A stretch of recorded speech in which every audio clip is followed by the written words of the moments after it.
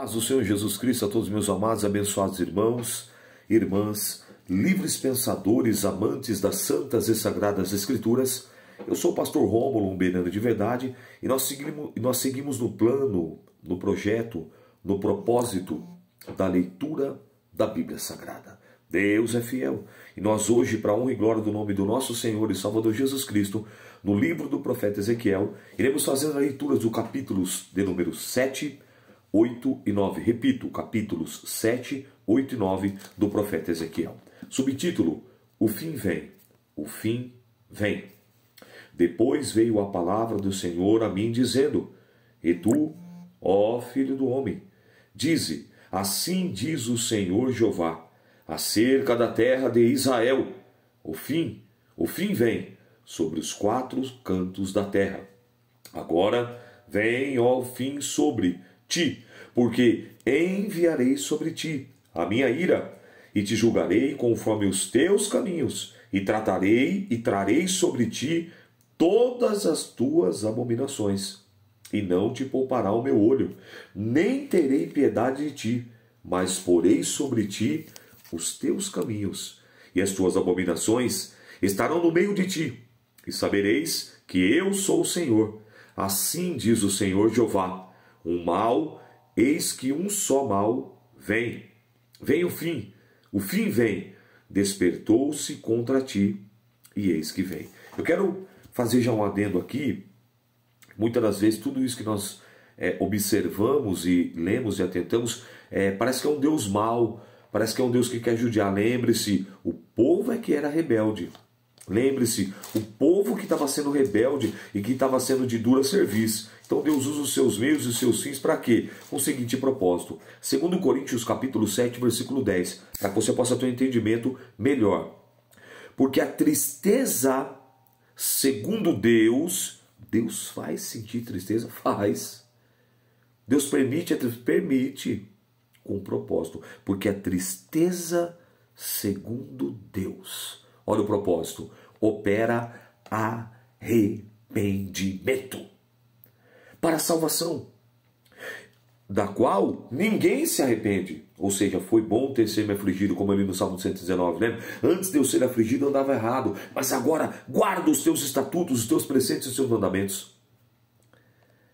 Mas a tristeza do mundo opera a morte. Então, o propósito de tudo isso era para que o povo viesse a se arrepender, mas a dureza do coração e da cerviz, que não se inclinava mais diante de Deus, mas se prostrava diante da imagem do sol, de imagem da lua, de Baal, de Azera, de Quemos, de Marduk e tantos outros deuses, eles se prostravam, ofereciam sacrifícios, libações, ofertas. Então, esse é o propósito. Só que tudo, como eu costumo dizer, até a taça da paciência de Deus, ela transborda, ela tem limite. E é o que está acontecendo aqui. Verso 7. Vem a tua sentença. Vem a tua sentença. Ó habitante da terra, vem o tempo. Chegado é o dia da tua turbação e não da alegria.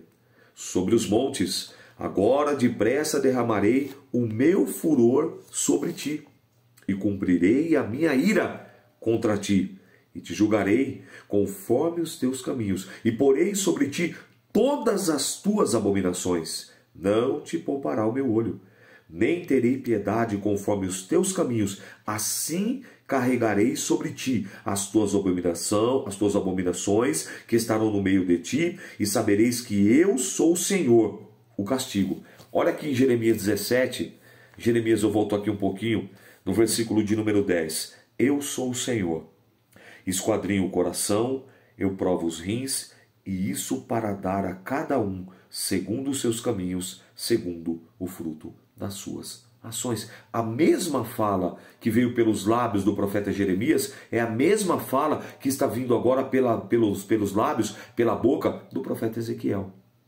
Você consegue entender? Então por isso que a Bíblia fala assim, ó, Deus não é Deus de confusão, mas Deus de paz. Só que Deus é amor e Deus também é justiça. Deus é amor e também ele é fogo consumidor. Então note que existia um propósito, mas o povo não quis saber. Então, o que estava acontecendo agora? Olha, eis aqui o dia em que veio a tua ruína, floresceu a vara, reverdeceu a sua soberba. Olha que coisa tremenda, verso 11. A violência se levantou em vara de impiedade. Nada restará deles, nem a sua multidão, nem do seu arruído, nem haverá lamentações por ele. Vem o tempo, é chegado o dia. O que compra, não se alegre. O que vende, não se entristeça, porque a ira ardente está sobre toda a multidão deles. Porque o que vende, não tornará a possuir o que vendeu. E ainda, esse já entre os viventes, porque a visão não tornará para trás sobre toda a sua multidão, nem ninguém fortalecerá a sua vida com a sua iniquidade. Já tocaram a trombeta e tudo prepararam, mas não há quem vá à peleja, porque sobre toda a multidão está a minha ardente ira. Fora está a espada, e dentro a peste e a fome. E o que estiver no campo morrerá a espada. E o que estiver na cidade, a fome e a peste a consumirão. E só escaparão os que deles se escaparem, mas estarão pelos montes como pombas dos vales, todos gemendo, cada um por causa da sua maldade. Todas as mãos se enfraquecerão, todos os joelhos desfilharão águas, e se cingirão de sacos, e cobrirá o tremor, e sobre todos os rostos haverá vergonha, e sobre todas as suas cabeças calva. A sua prata lançarão pelas ruas, o seu ouro será como imundícia, nem a sua prata, nem o seu ouro os poderá livrar no dia do furor do Senhor. Eles não fartarão a sua alma, nem lhes encherão as entranhas, porque isto foi o tropeço da sua maldade. E a glória do seu ornamento, ele a pôs em magnificência, mas fizeram nela imagens das suas abominações e coisas detestáveis, por isso eu a tornei para eles uma coisa como imunda, e será entregue na mão dos estranhos, por presa, e aos ímpios da terra, por despojo, e a profanarão. E desviarei deles o meu rosto, e profanarão o meu lugar oculto, porque entrarão neles saqueadores e o profanarão. Faze uma cadeia. Preste atenção nesse capítulo 7, versículo 33. Faze uma cadeia, porque a terra está cheia de crimes de sangue, e a cidade está cheia de violência. É aqui no capítulo 7 que nós vemos o próprio Deus dando um direcionamento para construir cadeias, com o propósito de corrigir, com o propósito de reeducar, com o propósito de repreender. E farei vir os piores de entre as nações, e possuirão as suas casas, e farei cessar a arrogância dos valentes, e os seus lugares santos serão profanados. Vem a destruição, e eles buscarão a paz, mas não há nenhuma. Miséria sobre miséria virá, e se levantará rumor sobre rumor. Então buscarão do profeta uma visão, mas do sacerdote perecerá a lei, e dos anciãos o conselho. O rei se lamentará, e o príncipe se vestirá de amargura, e as mãos do povo da terra se molestarão, conforme o seu caminho lhes farei, e com os seus juízos o julgarei, e saberão que eu sou o Senhor. Então, ou seja, tudo isso aqui era em virtude da própria consequência dos atos, das ações, das atitudes do próprio povo. Que fique claro e digno de nota. Capítulo 8. As abominações no santuário. Dá uma olhada nisso. Sucedeu, pois, que no sexto ano, no mês sexto, no quinto dia do mês, estando eu assentado na minha casa, e os anciãos de Judá, assentados diante de mim, que ali a mão do Senhor Jeová caiu sobre mim. E olhei, e eis que uma semelhança, como aparência de fogo, desde a aparência dos seus lombos para baixo, era fogo, e dos seus lombos para cima, aspectos de um resplendor como a cor de âmbar. E estendeu a forma de uma mão, e tomou pelos cabelos da minha cabeça, e o Espírito me levantou entre a terra do céu e me trouxe a Jerusalém. Você consegue entender isso? Estendeu a forma de uma mão e me tomou pelos cabelos da minha cabeça e me levantou entre a terra e os céus e me trouxe a Jerusalém em visões de Deus, até a entrada da porta do pátio de dentro, que olha para o norte, onde estava colocada a imagem dos ciúmes, que provoca ciúmes. Eis que a glória de Deus, o Deus de Israel, estava ali, conforme a semelhança que eu tinha visto no vale. E disse-me: filho do homem, levanta agora os teus olhos para o caminho do norte. E levantei os meus olhos para o caminho do norte, e eis que da banda do norte, à porta do altar, estava a imagem de ciúmes à entrada. E disse-me: filho do homem, vês tu o que eles estão fazendo? As grandes abominações que a casa de Israel faz aqui, para que afaste do meu santuário? Mas verás ainda maiores abominações. E levou-me à porta do átrio.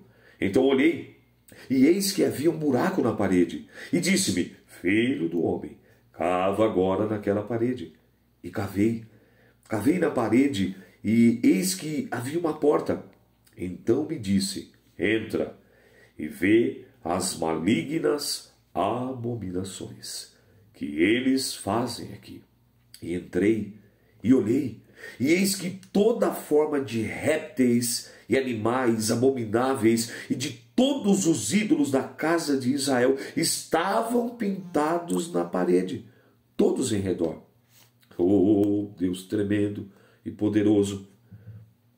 E 70 homens, dos anciãos da casa de Israel, com Jazanias, filho de Safã, que se achava no meio deles, estavam em pé diante das pinturas, e cada um tinha na mão o seu incensário, e subia uma espessa nuvem de incenso. Então me disse: veste, filho do homem, o que os anciãos da casa de Israel fazem nas trevas, cada um nas suas câmaras pintadas de imagem? E eles dizem: o Senhor não nos vê. O Senhor abandonou a terra.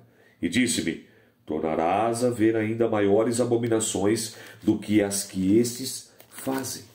Eu quero relembrar você, antes de eu prosseguir com a leitura, que nos 10 mandamentos, eu volto aqui só um pouquinho, só para você entender claramente aqui, ó, Êxodo capítulo 20, nos 10 mandamentos, é bem claro, logo no início dele aqui, ó, Êxodo, tá? Capítulo de número 20, para você entender legal aqui, ó. Então falou Deus essas palavras dizendo: eu sou o Senhor teu Deus, que te tirei da terra do Egito, da casa da servidão. Não terás outros, no plural, deuses diante de mim.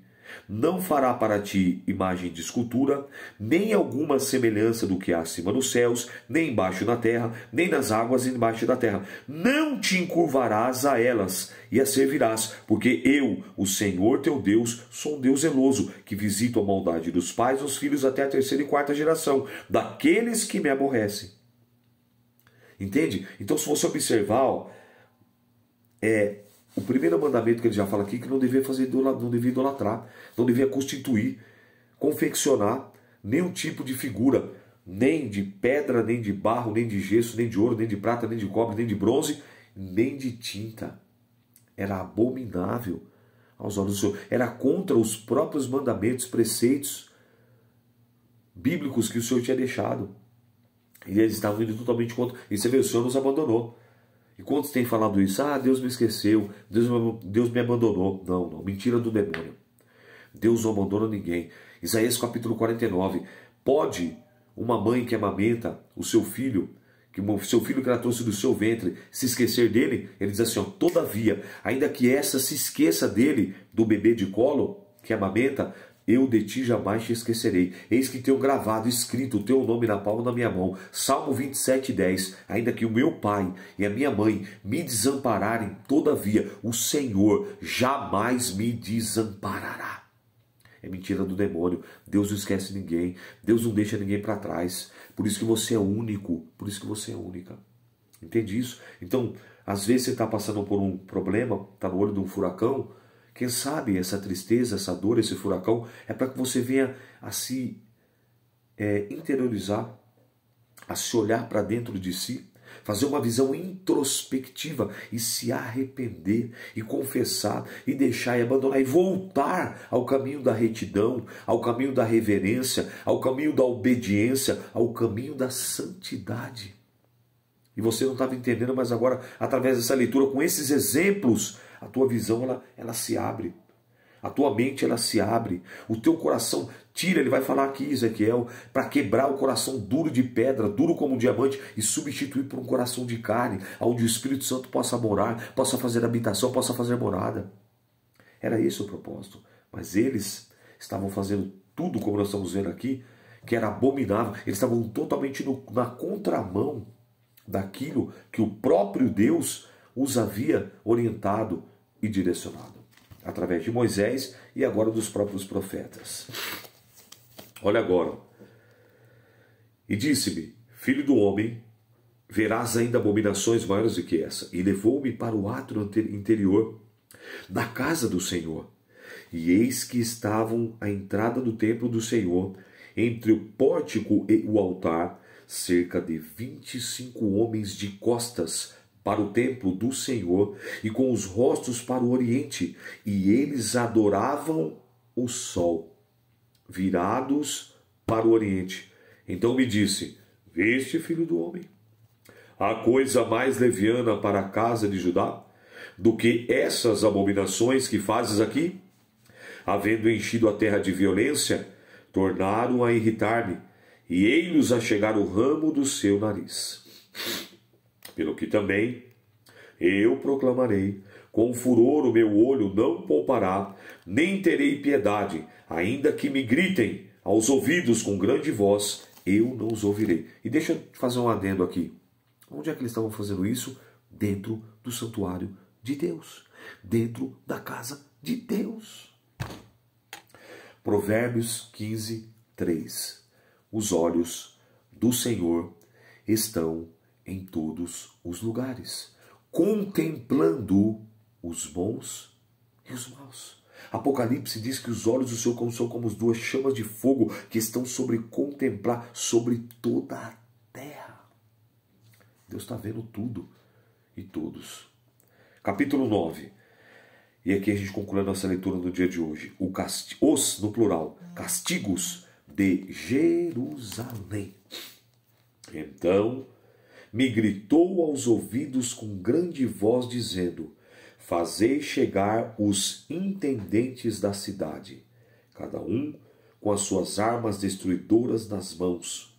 E eis que vinham 6 homens a caminho da porta alta, que olha para o norte, e cada um com as suas armas destruidoras nas mãos, e entre eles um homem vestido de linho, e um com um tinteiro de escrivão na sua cinta, e entraram e se puseram junto ao altar de bronze, e a glória do Deus de Israel se levantou do querubim sobre o qual estava a entrada da casa, e clamou ao homem vestido de linho, que tinha o tinteiro de escrivão na sua cinta. Desculpe. E disse, o Senhor passa pelo meio da cidade, pelo meio de Jerusalém, e marca com um sinal as testas dos homens que suspiram e que gemem por causa de todas as abominações que se cometem no meio dela. E aos outros disse, ouvindo eu, passai pela cidade após ele, e feri, não poupe o vosso olho, nem vos compadeçais, matai velhos, jovens, virgens, meninos, mulheres, e até exterminá-los. Mas todo homem que tiver o sinal, não vos cheguei, e começai pelo meu santuário. E começaram pelos homens mais velhos que estavam diante da casa. E disse, contaminai a casa, e enchei os átrios de mortos. Saí, e saíram, e feriram na cidade. Sucedeu, pois, que, havendo-os ele ferido, e ficando eu e o resto, caí sobre a minha face, e clamei, e disse, ah, Senhor Jeová, Dar-se-á acaso que destrua todo o restante de Israel, derramando a tua indignação sobre Jerusalém? Então me disse: a maldade da casa de Israel e de Judá é grandíssima, e a terra se encheu de sangue, e a cidade se encheu de perversidade. E eles dizem: o Senhor deixou a terra, o Senhor não vê. Pois também, quanto a mim, não poupará o meu olho, nem me compadecerei sobre a cabeça deles. Farei recair o seu caminho. Eis que o homem que estava vestido de linho, e cuja sua cinta estava com tinteiro, tornou com a resposta, dizendo: fiz como me mandaste. Isso é muito profundo, que lembra que ele está tendo uma visão do que iria acontecer posteriormente. É numa visão espiritual que Deus leva ele em espírito para ele contemplar. Assim como nós vamos ver lá no capítulo 37 sobre o vale dos ossos sequíssimos. É em espírito que ele é levado. Mas seja como for, Deus já estava antevendo, mostrando para o profeta o que haveria de ver e o porquê e qual o motivo. Então é muito bom a gente entender que Deus não tem o culpado por inocente e nem o inocente por culpado. Entendeu? Então o que estava acontecendo aqui era a consequência da desobediência e da rebeldia daquele povo. Que eu e você possamos não ser nem rebeldes e nem fazer abominações diante do Senhor, mas que nós possamos servir a Deus, adorar a Deus, reverenciar a Deus, magnificar a Deus em espírito e em verdade.